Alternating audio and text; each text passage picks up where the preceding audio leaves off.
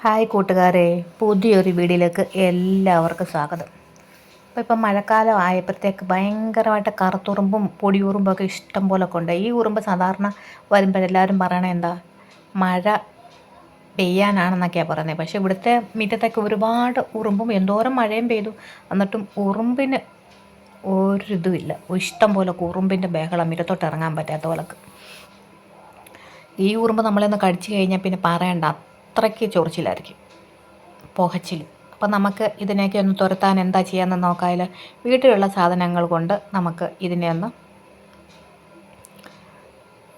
തുരത്താൻ നോക്കാം. അന്നേരം ഇതിന് എന്തൊക്കെയാണ് വേണ്ടതെന്ന് നമുക്കൊന്ന് നോക്കിയാലോ. രാവിലെ അടുക്കള കയറിയപ്പോഴും അടുക്കളയിലെല്ലാം അങ്ങ് പൊടിയുറുമ്പ്. അന്നേരം ഞാൻ ഈ സ്പ്രേ ഉപയോഗിച്ചത് കണ്ടോ, ആ പൊടിയുറുമ്പൊക്കെ ചത്ത് കിടക്കുന്നത് കണ്ടോ. പിന്നെ കുറച്ച് കഴിഞ്ഞപ്പോഴത്തേക്ക് അപ്പുറത്ത് വശത്ത് വന്നു. അന്നേരം നമുക്ക് അവിടെയും കൂടെ ഒന്ന് സ്പ്രേ ചെയ്തിട്ട് അതിനെ കൊന്നാലോ. അന്നേരം ഇതിന് എന്തൊക്കെയാണ് വേണ്ടതെന്ന് നോക്കാം. അപ്പോൾ ഞാൻ ഒരു സ്പ്രേ ബോട്ടിൽ എടുത്തിട്ടുണ്ട്, കുറച്ച് ഡെറ്റോൾ.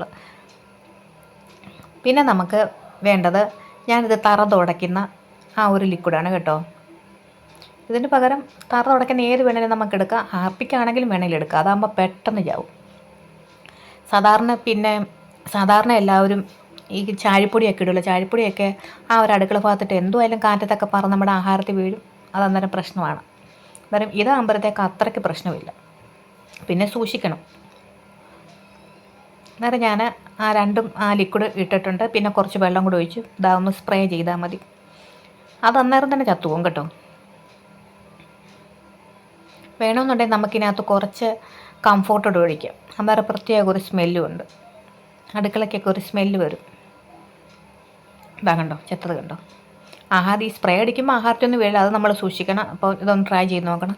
അപ്പം അടുത്ത വീഡിയോ ആയിട്ട് വീണ്ടും കാണാം. Thank you so much.